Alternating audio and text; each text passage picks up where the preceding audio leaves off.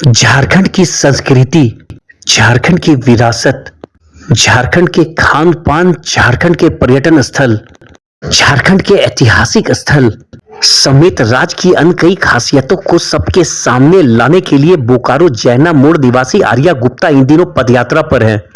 अपनी इसी यात्रा के क्रम में आर्या गुप्ता हजारीबाग पहुंचे। उनसे बात की हमारे संवाददाता विश्वेंदु जयपुरियार ने। नमस्कार, खबरें हजारीबाग में आपका स्वागत है। मेरे साथ आर्या गुप्ता हैं। ये बोकारो जैना मोड़ के रहने वाले हैं और झारखंड की पदयात्रा पर है। इनका कहना है कि झारखंड को वो प्रसिद्धि नहीं मिल पाई जो मिलना चाहिए था। ये कह रहे हैं कि झारखंड में काफी सारी चीजें हैं, पर्यटक स्थल है एक से बढ़कर एक, कई इमारतें हैं, कई जगह ऐसे हैं जो आज भी लोगों की नजर में नहीं है। इनका कहना है कि झारखंड के जो सेलिब्रिटी हैं वो झारखंड की चीजों को राष्ट्रीय स्तर पे प्रचारित नहीं करते हैं, जिससे उसे वह जगह नहीं मिल पाया जो मिलना चाहिए था।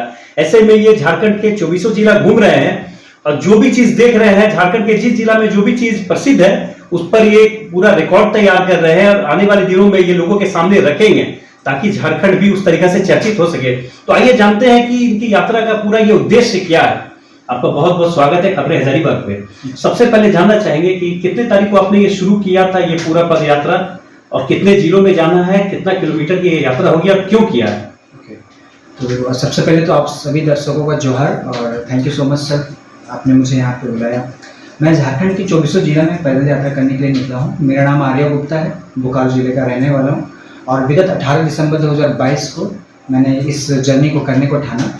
और झारखंड के प्रति जैसे आप बाहर जाते हैं घूमने के लिए या फिर काम करने के लिए या फिर बहुत बच्चे पढ़ने के लिए जाते हैं, तो झारखंड के प्रति बहुत लोगों का वो जो दुर्विचार है वो ख़त्म नहीं हो रहा है, क्योंकि झारखंड को जो पहचान मिलनी थी, कई साल हो गए हैं राज्य को अलग हुए, ना ही कभी किसी गवर्नमेंट ने इस पर ध्यान दिया कि झारखंड में जो भी ऐसी पुरानी चीज़ें हैं उनको एक किताब में भी दर्जा दिया जा सके। हमारे यहाँ पे रिवॉल्ट भी बहुत पहले हुआ था। हमारे यहाँ पे यही हमारे झारखंड की ही भूमि है जो दुनिया में सबसे पहले आई। तो ऐतिहासिक तौर पे हमारा झारखंड जो है बहुत पुराना है सर।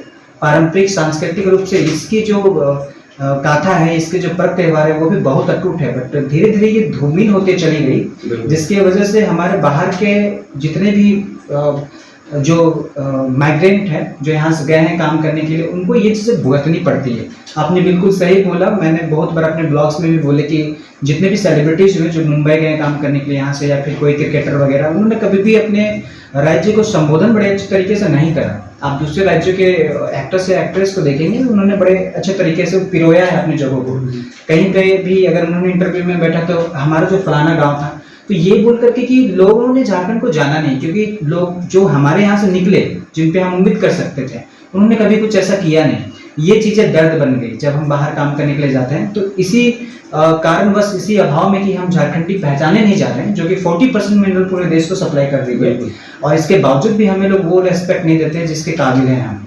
तो ये चीज़ें जो है मुझे बड़ा प्रेरित की कि मैं अपने अपनों के लिए करूँ। मैं पेशे से एक यूट्यूबर भी हूँ, एक जूनियर इंजीनियर भी हूँ, तो ट्रैवलर तो हूँ ही मैं, और मुझे बहुत अच्छा भी लगता है। इसके साथ फोटोग्राफी के मामले में मैं हजारीबाग मेरा दूसरा घर माना जाता है, क्योंकि विगत 2015 से मैं हजारीबाग में कई जगहों में मैंने काम करा है। तो मैं इन्हीं चीज़ों के अपने एक्सपीरियंस के साथ झारखंड के 24 जिला को पैदल यात्रा कर रहा हूँ, ताकि झारखंड के 24 जिले की जो खूबसूरती है, जो इसकी पहचान, जो इसकी इतिहास रही, यहाँ से कौन रिविलियन हुए, कैसे राजा हुए, कौन से पुरातात्विक विभाग है, कौन से ऐसे माइंस हो सकते हैं, कौन से ट्राइब्स हैं, मतलब वो सारी डेटाएं कभी हमें गूगल में भी नहीं बताई गई, उनको मैं खुद भी जान रहा हूँ लोगों से जनसंपर्क करके, और उन्हें अपनी यूट्यूब चैनल के माध्यम से लोगों को दर्शा रहा हूँ, दिखा रहा हूँ, ताकि हमारे झारखंड को भी वो इज्जत मिले। कितना जिला कवर हो चुका और कितना किलोमीटर?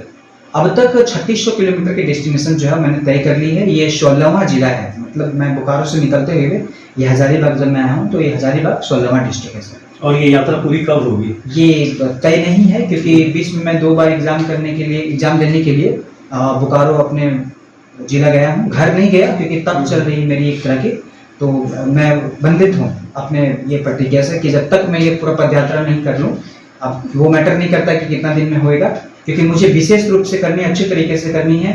जितने भी लोग मुझे मिलेंगे जो करवाएंगे मुझे, जो अपने डिस्ट्रिक्ट को घुमाएंगे बहुत अच्छे तरीके से, जो मुझे बताएंगे, मैं तब तक घर नहीं जाऊंगा जब तक वो कर नहीं लेता हूँ। फिर कितना दिन लग जाए, अब अमूमन मुझे लगता है कि कुछ अगले साल के मार्च या फरवरी तक। आपने ऑटोमोबाइल इंजीनियर के तौर पर काम किया मुंबई की एक कंपनी में, जी जी यूट्यूबर है, फोटोग्राफर है, और अब ये पद यात्रा, जी। ये तो बहुत चुनौती वाला, एक बहुत दिक्कत वाला चीज है कि आप झारखंड के 2400 जिला में घूम रहे हैं, 3600 किलोमीटर पूरा हो गया, तो घर में किसी ने ऑब्जेक्शन नहीं किया ये क्या कर रहे हो? मैंने एक और पॉइंट नहीं बताया है, मैं एक्चुअली अंडर 19 और 16 लेवल पे क्रिकेटर भी रहा हूँ। और ठंड के टाइम में मतलब मेरा वो डेडिकेशन था कि ठंड के टाइम में मैं रात को 10 बजे रात तक टावर के लाइट में, मेरे घर के बगल में टावर है, तो वहाँ प्रैक्टिस किया करता था रात के भी। और पागलों की तरह सुबह 3 बजे उठ करके, मेरे गाँव वाले जानते हैं अभी भी कि एक पागल था जो दोपहर 1 बजे जो है बॉल लेकर के जाता था और डंडे पे विकेट में बॉल करता था। तो मेरे घर वालों ने वो चीज़ें देखी है मेरी, तो उनके अनुसार से मैं सर ये कुछ नहीं कर रहा हूँ। और ठंडा गर्मी बरसात है उनको मैं झेलते हुए 3600 किलोमीटर तक अब तक किया हूँ।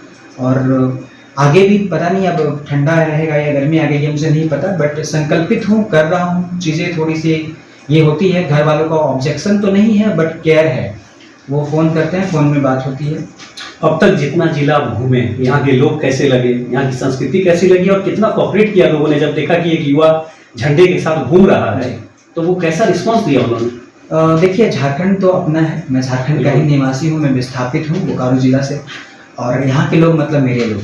और ऐसा नहीं है कि बहुत ज़्यादा इन चीज़ों के बारे में झारखंड के लोग जानते हैं, ये बिल्कुल फ्रेश काम है। जैसे कि आप सभी संपादकों ने ही मुझे बताया कि मैं ही हूँ जो बहुत ये पैदल यात्रा करने वाला अब तक का झारखंड में। तो जहाँ जहाँ पे मैं गया हूँ, मैं आपको बताना चाहता हूँ कि वो शहर सिर्फ नहीं गया, मैं उन इंटीरियर इलाकों में भी गया जहाँ पे कई भ्रांतियाँ फैली हुई हैं, जिनकी भ्रांतियाँ आपको दूसरे राज्यों तक में सुनने को भी मिलेगी कि नक्सल प्रभावित क्षेत्र है एंड उन इलाकों में ऐसे है वैसे है, लोग देखेंगे तो मार काट देंगे। आपको आश्वस्त करना चाहता हूँ, हम सभी झारखंडी जो है हमें गर्व महसूस होना चाहिए कि हमारे भारत की संस्कृति अभी भी हमारे गाँव में बसती है। तो लोगों का प्रेम जो है खासकर गांव के प्रति और गांव से मेरे प्रति जो है वो मैं कहीं पानी भी मांगता था, एक किस्सा याद आ गया, तो लोग गुड़ और रोटी लेकर के आते थे, भूखा होगा तो आपको दे दें। कई लोग तो मतलब महिलाएं पूछती थी बेटा तुम खा लो। अच्छा, खाने के बाद जब परियोजना में बताता था कितना दिन के लिए निकला हो तो महिलाएं रोती थी मेरे जाने के बाद। तो ये स्थिति भी बन पड़ी। शहरों में बहुत ज़्यादा लोग थोड़ा सा मतलबी भी हैं, क्योंकि मेरे ब्लॉग में फ्लाइंग आर 15 नाम का यूट्यूब चैनल है, उसमें मैं सच उगलता हूँ, वो नहीं हूँ कि मैं किसी चीज़ को कवर करूँगा कि ये ऐसे उसकी ये चीज़ बताने के लिए, वही मैं झारखंड की सच दिखाने के लिए मैं निकला था।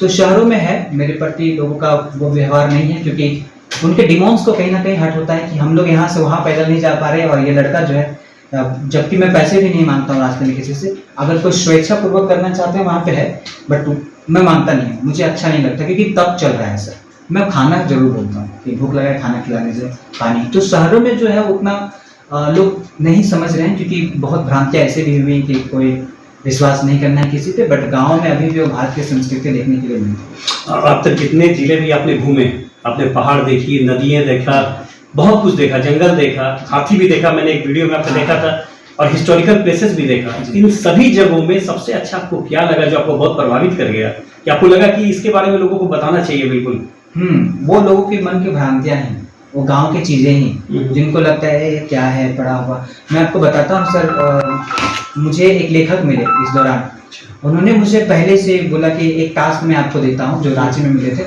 ये आपको करना है कि गांव में ही आपको खूबसूरती मिलेगी।